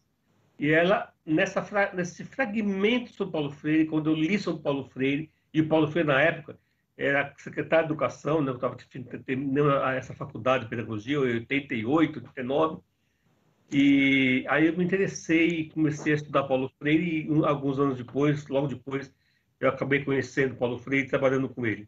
Mas, assim, é impressionante a ausência de Paulo Freire antes mais, agora menos. Felizmente, graças ao trabalho do Paulo Freire, graças à resistência que tem sido muito efetiva, ainda bem, né, a esse governo autoritário, não só no federal, mas nos estados e municípios. Aqui em São Paulo, nosso governo estadual, nosso governo municipal são horrorosos, né? São realmente ultrapassados e querem o pior, diria, para a nossa população. Então, assim, nós estamos num movimento de resistência, de superação de tudo isso, e aí Paulo Freire vem realmente nos inspirar, né, como alguém que pregou e lutou pela amorosidade, né, o diálogo, né, considerando o amor pelas pessoas, pela natureza, pelo ser humano, pelas gentes, como fundamento dessa educação. Então, ouvi de vocês, né, que sentiram falta nos cursos que fizeram, cursos de humanidades, na área da educação, da formação acadêmica que tiveram, né, até dar um alerta para muitas universidades que ainda hoje, pessoal, continuam não dando atenção, né, porque também não interessa. Muitas vezes, infelizmente, hoje, muitas universidades privadas valorizam também, evidentemente, o lucro, o ganho, e não valorizam, portanto, Paulo Freire, porque não interessa, porque ele é um crítico, né, da mercantilização da educação. Quando a gente fala de uma educação que se importa mais com o dinheiro do que com a formação humana, a gente realmente tem uma educação que não quer uma outra sociedade possível. A gente quer um outro mundo possível. A educação tem muito a contribuir com isso. Então, eu quero até aproveitar para parabenizá-los, né, Luiz, Flávio, toda a equipe de vocês, por esse programa, por esse espaço tão importante. Por isso, viu, Flávio, que eu aceitei de primeira o seu convite. Nós estamos com uma programação muito intensa. Se me permitirem, ó, nós estamos com um curso agora, gente, que vai começar dia 30 de outubro agora, inédito, como a Moacir Gadot. Vocês dois e todos os ouvintes estão convidados a participar. Chama-se, sabe o quê? Mestres do Amanhã, Fazedores do Futuro. Eu estou editando as aulas, eu coordeno esse curso. Gente, é impressionante, maravilhoso poder, com esse curso de Moacir Gadot, que hoje é um dos mais importantes educadores do Brasil, acompanhar a história da educação desde a antiguidade até a educação do futuro. São 20 videoaulas que eu aprendi muito ao trabalhar com essas videoaulas. Então, super convido, super recomendo. É um curso acessível e quem puder e quiser pode fazer também um e-book dentro desse curso, que vai ser mais um e-book histórico. Sabe, quando a pessoa faz um curso e não acaba ali, ela faz o curso e cria um artigo científico refletindo a sua prática. Fico pensando aqui no Luiz, no Flávio, né, que são jornalistas, historiadores, nos seus ouvintes, falando das suas experiências na rádio, na escola, na comunidade e pensando que educador eu sou, o que eu serei, que mundo eu quero ter e construir, porque eu sou o sujeito da história. É muito bonito podermos pensar nisso. Então, a EAD Freiriana tem sido realmente bastante exitosa nesses cursos, com produção de conhecimento. Então, parabéns a vocês por esse espaço, por nos dar e oferecer a Paulo Freire a oportunidade de falar do Brasil. Olha, gente, vamos tomar nas nossas mãos a nossa história. O Brasil é um país maravilhoso, lindíssimo, nós podemos melhorá-lo muito mais. Me manda depois todos esses links que eu ponho nas postagens, porque as pessoas estão ouvindo agora aí no carro, dirigindo, lavando a louça, não tem como marcar, né? Aí eu ponho na postagem para a pessoa conseguir pegar depois. Bom, vamos passar aqui então para as dicas culturais. Dicas culturais. Eu queria falar com vocês sobre isso. Quem tem interesse, por exemplo, em conhecer um pouco mais de Paulo Freire,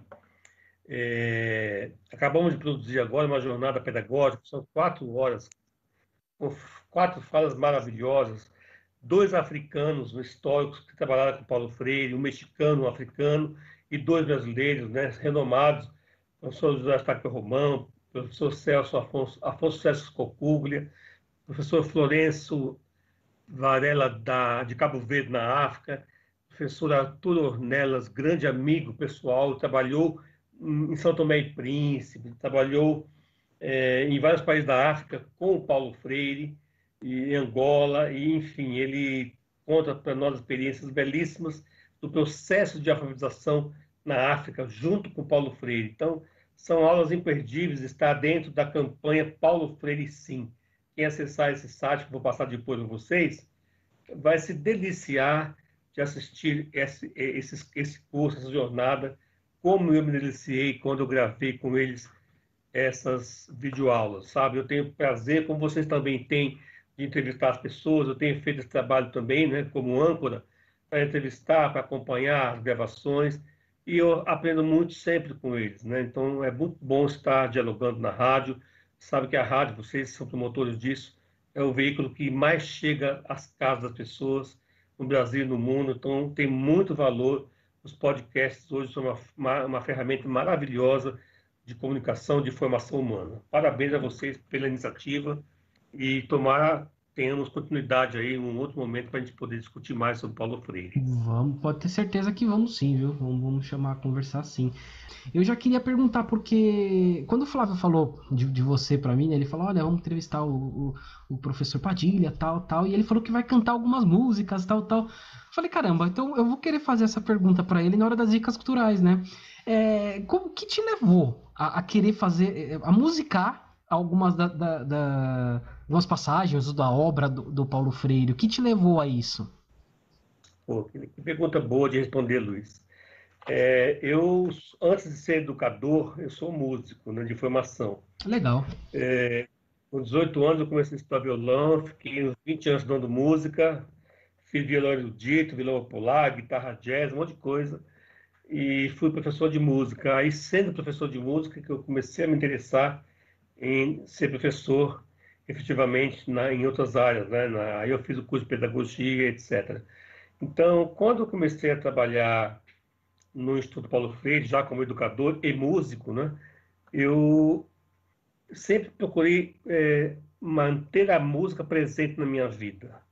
Então, eu comecei a aprender sobre educação e, desde logo, comecei a fazer paródias musicais. Então, eu tenho um livro que se chama Educar em Todos os Cantos, né?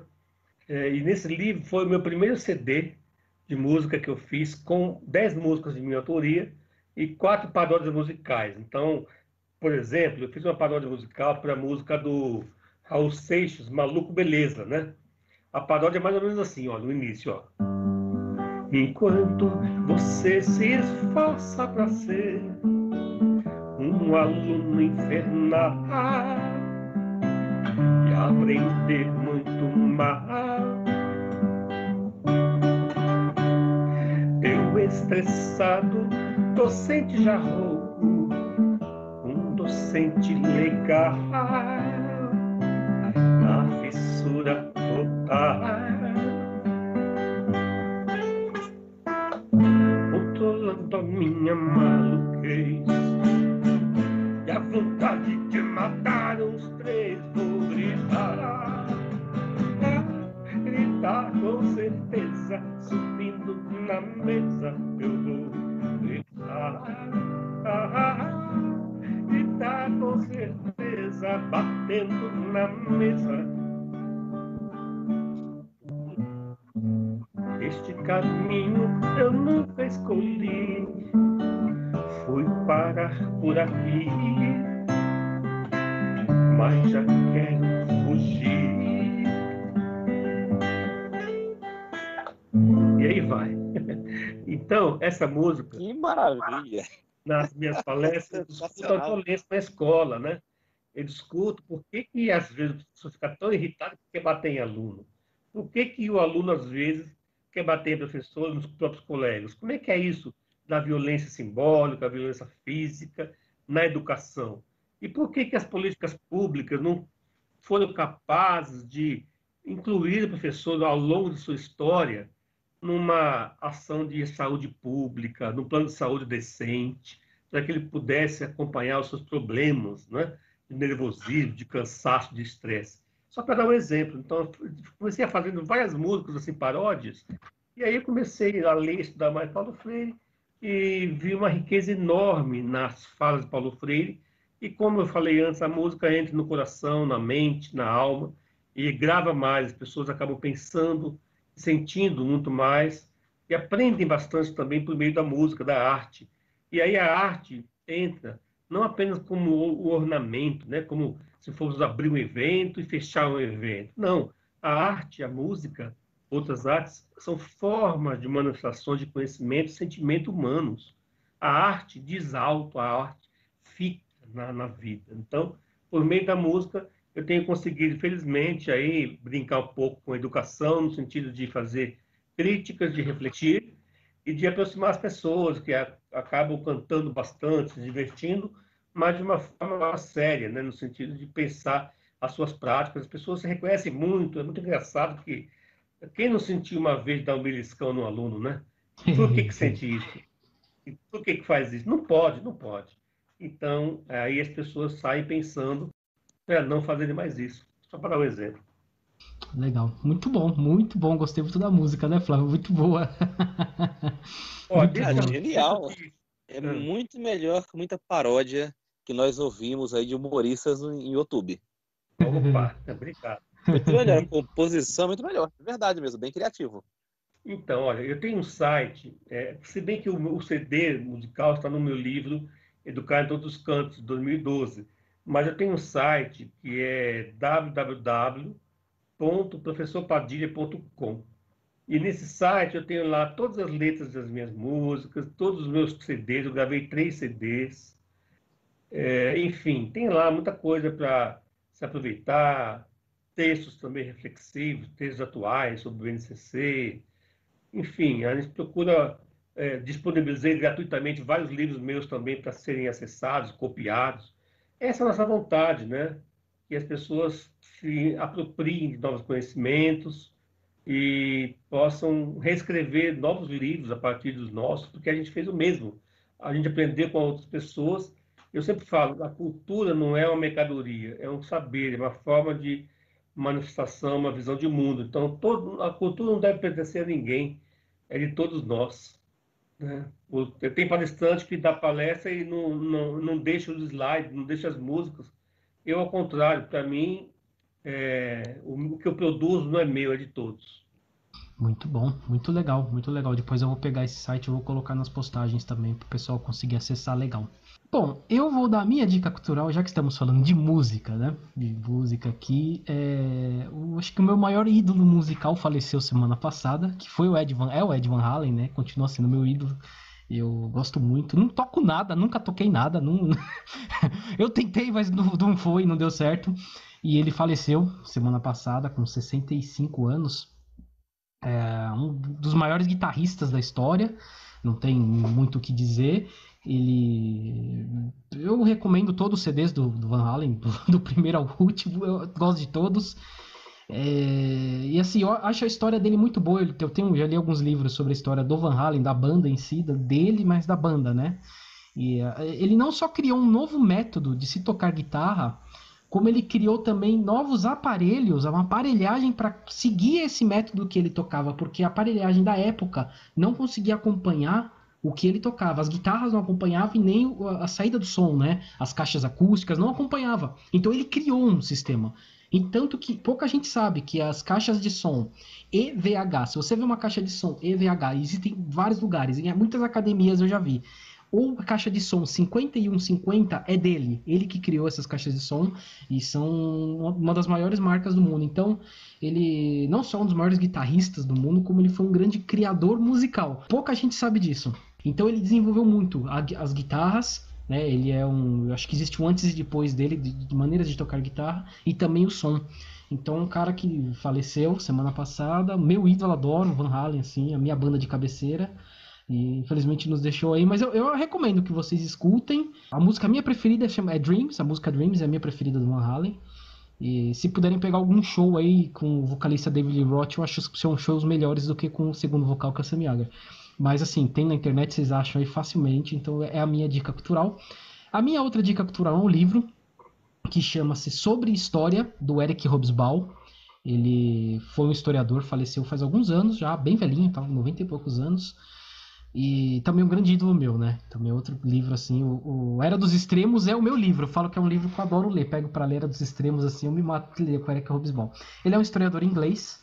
E esse sobre história são vários trechos, vários escritos ou palestras que ele deu que foram compiladas num livro só. Então cada capítulo é uma coisa, né? É interessante que ele fala de história, de educação, né? Também ele fala sobre a educação de história.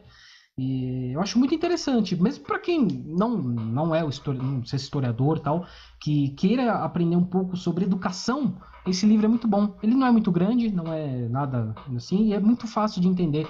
O Eric Hobsbawm sempre escreveu bem, assim, para as pessoas entenderem. Ele nunca foi um cara escreveu difícil, né? Pelo contrário, ele sempre colocou a história muito fácil de se entender. E essas são minhas duas dicas de hoje, né? Certo, Flávio? Você tem uma aí também, né?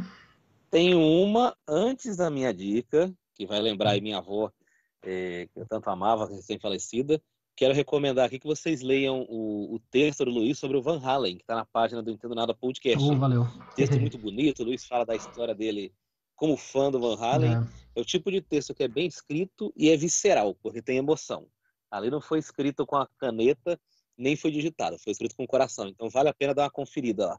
Sobre a minha dica cultural, eu estava ouvindo aí o Padilha cantar e foi inevitável lembrar da minha avó, porque a minha avó, ela foi alfabetizada aos 70 anos, mais ou menos. Puxa Ela vida. ia à igreja, ela ouvia o padre falar na igreja a parte dos evangelhos, as leituras, e ela ficava comparando os desenhos das letras em casa com o som que o padre tinha falado. E aí ela começou a se alfabetizar sozinha. Só que num dado momento, ela bateu no limite e ela quis aprender no lugar oficial. Aí ela procurou a escola Domingos Sarmiento, que fica no bairro do Brás, pertinho do Templo de Salomão. E aí ela foi lá um dia, tal, e ela chegou em casa com a cartilha Caminho Suave. Essa cartilha Caminho Suave, ela é montada, estruturada em cima dos métodos do Paulo Freire. E assim, era engraçado, porque o Padilha estava cantando aí, e a minha avó às vezes chegava cantando em casa. Ela falava A, E, I, O, U, e fazia música com as vogais, com as consoantes.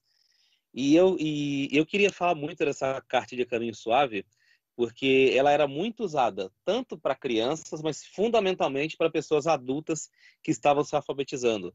E eu tenho certeza que milhões de brasileiros foram tirados do analfabetismo, seja funcional ou total, graças à cartilha Caminho Suave, que foi inspirada nos métodos do Paulo Freire.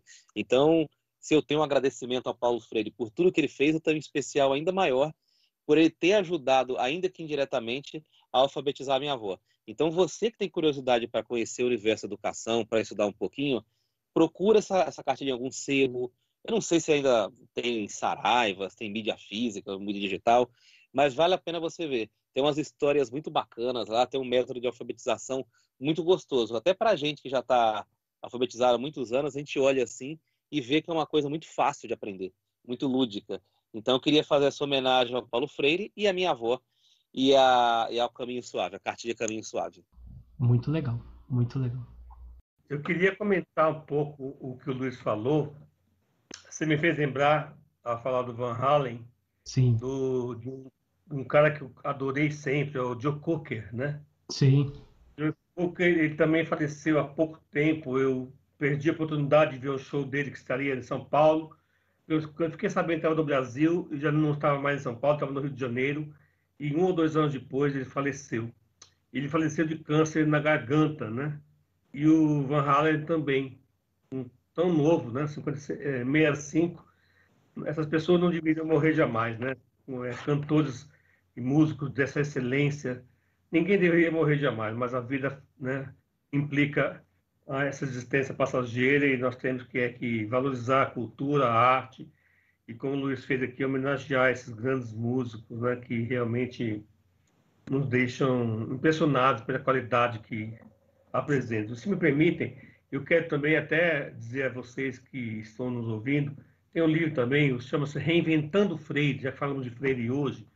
Nós publicamos esse livro em 2018, há 2 anos. É um livro, gente, fantástico, que tem 478 páginas e que tem gente de vários países do mundo falando de Paulo Freire. São mais de 30 experiências relatando os seus fazeres a partir da pedagogia freiriana, os seus princípios. Vale a pena conhecer. Eu mesmo tenho 3 artigos lá, longos e densos, falando de Paulo Freire, de educação à distância, falando de extensão universitária e também falando de currículo, né, nesse livro. Então, é um livro que deu muito trabalho a fazer e nós comemoramos aí, na época, os 28 anos do Estudo Paulo Freire. Vale a pena. Organizado por Márcio Gadotti e Martim Carnoy, né, da Universidade lá de Stanford, nos Estados Unidos. O Flávio, você falou que sua avó aprendeu a ler com 70 anos, ela viveu até 103, né? 105 anos. 105. 105, caramba. Que beleza, hein? Puxa vida. Caramba. 105. Viu Guerra Mundial, viu tudo, né? Olha, ainda viver até 105, realmente algo assim. Acabamos de falar, o Ed Van Halen faleceu com 65, só vai aprender com 70 e vive até. Realmente, olha, é uma coisa assim bem interessante. Bom, vamos para os nossos salves, chamegos e sapatadas. Salves, chamegos e sapatadas. Hoje eu tenho só um salve aqui, né, Flávio? Eu não sei se você tem, eu trouxe um. Que o Rafael Reis, que ele é um colunista de futebol internacional do UOL. Olha só, o Flávio até veio perguntar para mim. Ele falou: Nossa, mas o Rafael Reis escuta a gente? Olha, não sei se ele escuta. Ele disse que ia ouvir. Eu tava lá no Twitter, né? Eu entro lá com Entendo Nada no Twitter e eu recebi ele pedindo para seguir a gente, né? Eu olhei e falei, nossa, o Rafael Reis pedindo pra seguir a gente. Aí eu curti. Aí ele mandou mensagem. Creio que ele tenha mandado uma mensagem para várias pessoas, né? Ah, entra lá no meu Instagram, eu tô abrindo agora. Vou escrever algumas coisas lá no Instagram também, além do meu blog. Não, tal. Falei, ah, beleza. Aí eu só curti o que ele mandou, né? Aí ele falou, ah, é legal que você curtiu, tal. E me segue lá no Instagram. Aí eu falei, olha, eu sigo. Se você ouvir a gente, beleza. Diz ele que vai ouvir. Ele falou, não, vou ouvir, hein? Eu falei, não, beleza. Então tô deixando um salve aqui pra ele. Já falei, ó, vou te mandar um salve. Então, se escuta o episódio. Então tô mandando um salve aqui. Minha cara de pau é demais. Um salve pra ele aqui. Flávio, você tem algum salve? Tenho, na verdade, eu tenho um aviso para nossos ouvintes que participam, estão participando. Cada dia estão participando mais. Eu queria avisar que logo na sequência desse podcast vai ter um outro episódio dedicado ao Outubro Rosa, nesse mês. A gente vai entrevistar uma hematologista e ela vai falar do Outubro Rosa e do câncer de mama. Então, os nossos ouvintes, para variar, na enquete que estão aberta, tá bombando de perguntas lá. Então, fiquem atentos. Tá ouvindo esse episódio? Vai ter um outro episódio do mesmo nível, ou seja, bem alto, com uma mastologista falando tudo sobre Outubro Rosa e câncer de mama. Professor, sempre abre esse espaço aqui para você mandar um abraço para alguém, para tudo mais, e fazer o jabá, né? A hora é agora. Olha, eu quero mandar um abraço. Nós estamos aí na Semana dos Professores, né? Então, Sim. aliás, o mês de outubro, sabe que no dia 5 de outubro a gente comemora no mundo o Dia dos Professores, né? E no Brasil Legal. é no dia 15. É uma iniciativa da Unesco, da OIT, né? Desde os anos 60 que essa luta vem sendo marcada. Então, outubro é o mês dos professores, né? Então, eu quero aproveitar aqui para mandar um grande, querido, forte abraço a todos, a todas as professoras, educadores, professores do Brasil, do mundo, especialmente do nosso país aqui, em que nós temos aí um magistério ainda tão judiado no sentido, né, do Sim. maltrato que ele tem, né, em termos de não ser remunerado como deveria, mas felizmente ele é reconhecido socialmente como alguém tão importante. Vocês vejam como os professores foram lembrados nesta pandemia, quanta falta faz a presença do educador na escola, né, e como nós estamos sofrendo, as crianças, as famílias, essa falta. Mas nós temos que respeitar a vida antes de respeitar a economia. Então, por mim, enquanto não houver realmente protocolos de segurança confiáveis, corretamente pensados, planejados, com calma e coletivamente, não de cima para baixo, mas democraticamente, não devemos retornar às aulas, porque colocaremos em risco a vida de professoras, professores, gestores, funcionários e das próprias crianças.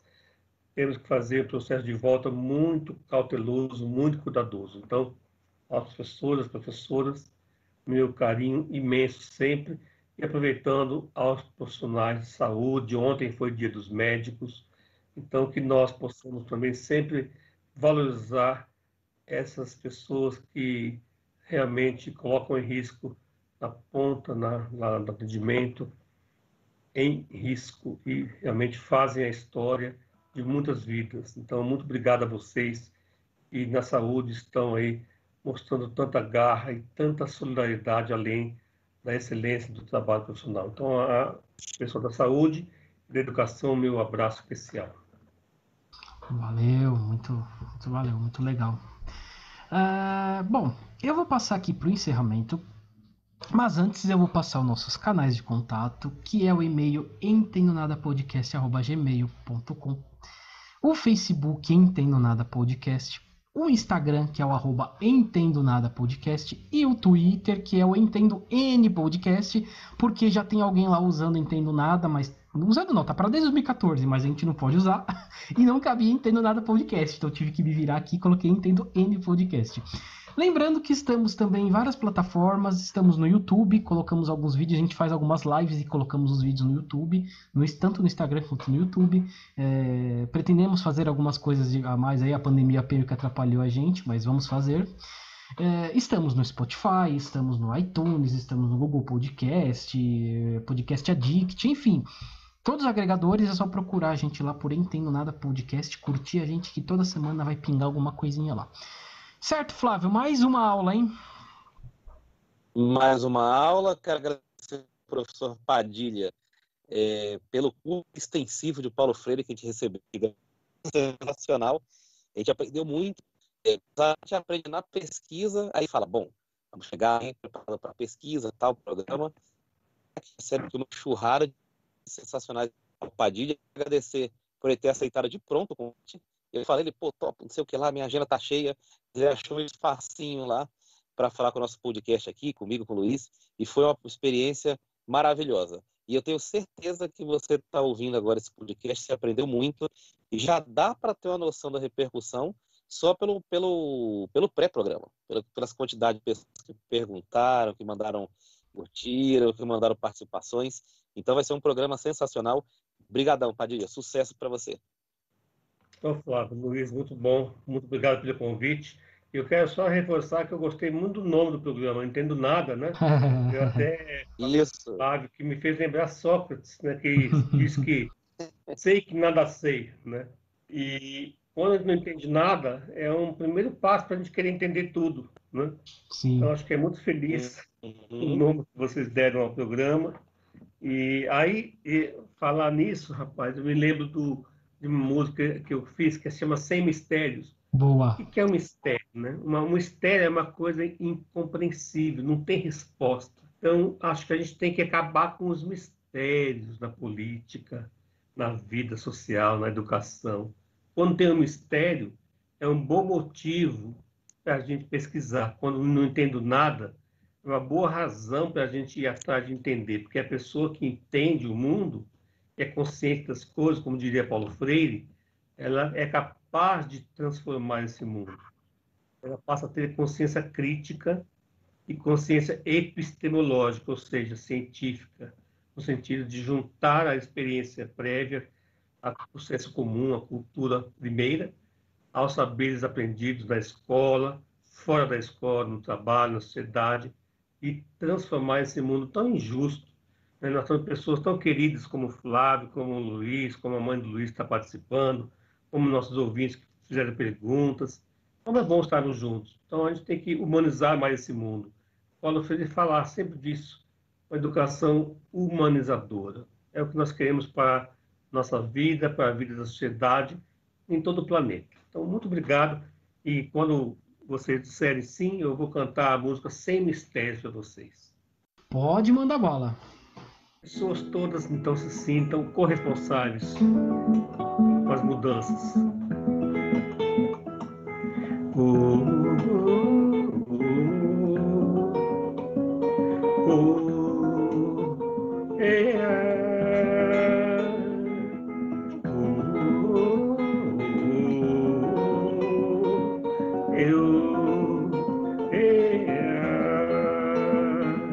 Se você quer mudança, vamos juntos mudar.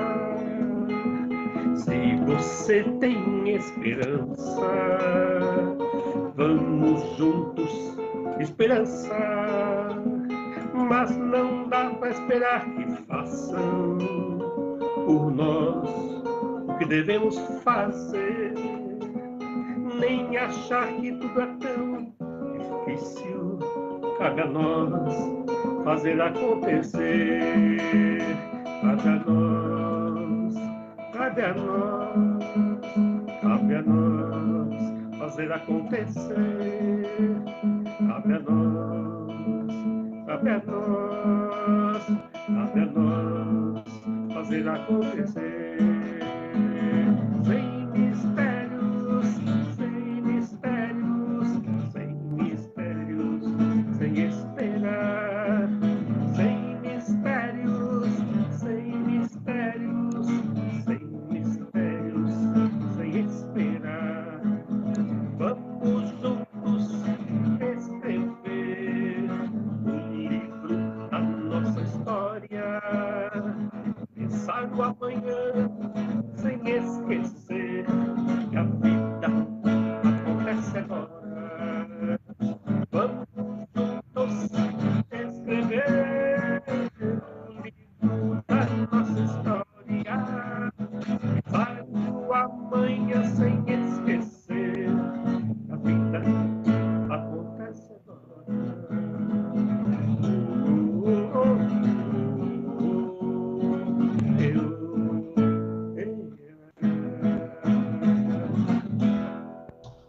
Boa, isso Maravilhoso. aí. Muito bom. Isso aí. Muito Valeu, bom. Flávio. Olha, valeu, viu? Muito obrigado. A gente que agradece.